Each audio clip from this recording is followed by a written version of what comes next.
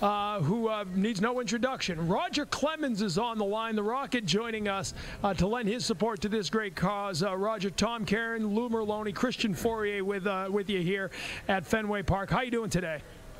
I'm doing great, guys. Thank you. Hey, Roger, you obviously got a quick lesson when you came here to Boston about the relationship between the Red Sox and the Jimmy Fund. Tell us a little about what that meant to you as a player being involved in a cause like this.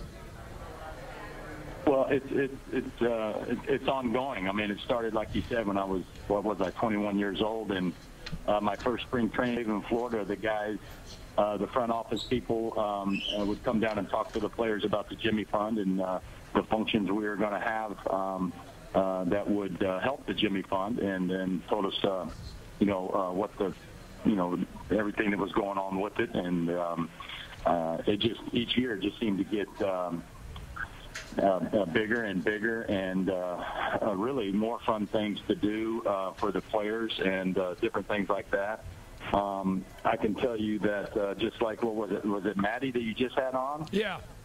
I mean, you learn so much from these kids. I can't believe you just hear the maturity in their voices from what the process and the procedures they go through. I think there's a lot to be learned there, and they're just so far more mature than their age, and the courage that they have. I just love hearing the stories. So, again, over my 13 years there, and then continuing on my 24 years in the majors, the Jimmy Fund's been right there for us, and just some great people, very creative on how they're raising dollars for these kids, and I think it's just fantastic. I mean, you just can't say enough about it.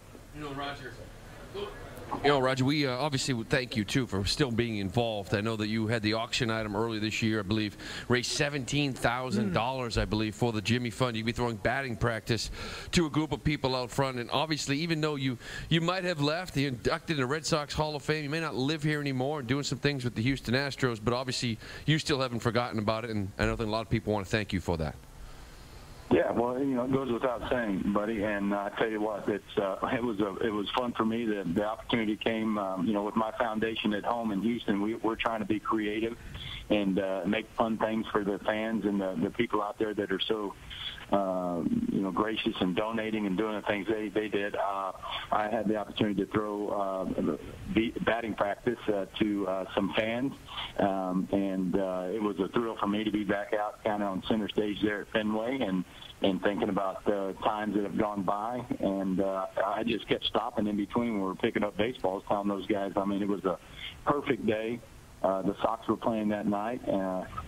Petey was out working out his hamstring out there in the outfield, so they got a big smile. They got to see him kind of up close and personal. So, I talked to the Red Sox and everybody involved. The Jimmy Fund people were there, and we talked about when can we do this again. So Joe C. and everybody came through Houston, and we got on the show and did it again. So I'm looking forward to getting back up there, hopefully before the season's over, and knocking that one out. Like I said, I think I enjoyed it as much as the auction winners.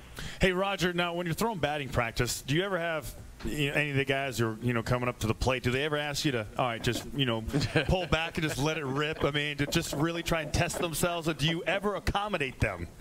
Well, I tell you what, thank goodness my body responds to ice still really well. So no, it was funny. A couple of the guys get up there and they're standing right on top of the plate, and I think if you talk to any major league pitcher that continues to throw, it's harder throwing 50 miles an hour than it would be throwing 90 miles an hour, and especially without a catcher or maybe even that circle that they put on the batting cage. But you're pretty much throwing pies in there. You want them to hit. One of the guys, I think, actually hit the bottom of the green monster, and he was so excited that he could hit one that far. But they were swinging wooden bats, and I was trying to lay that ball in there so it hit the barrel.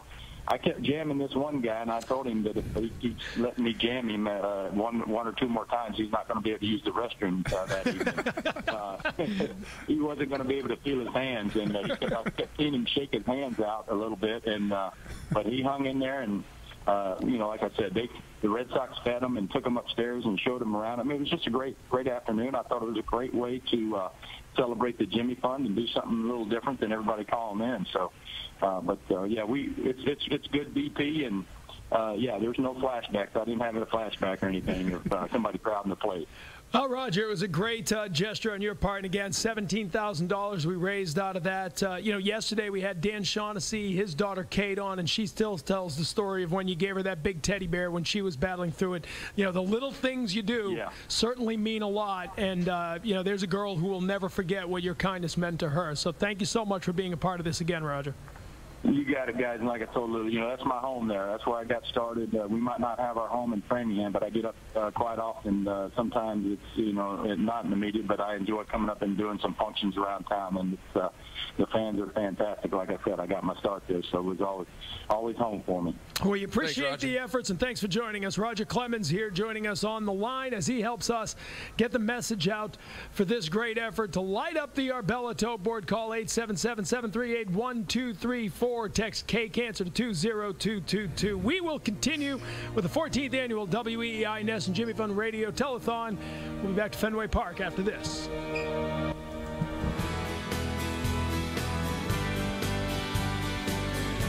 This hour of the 14th annual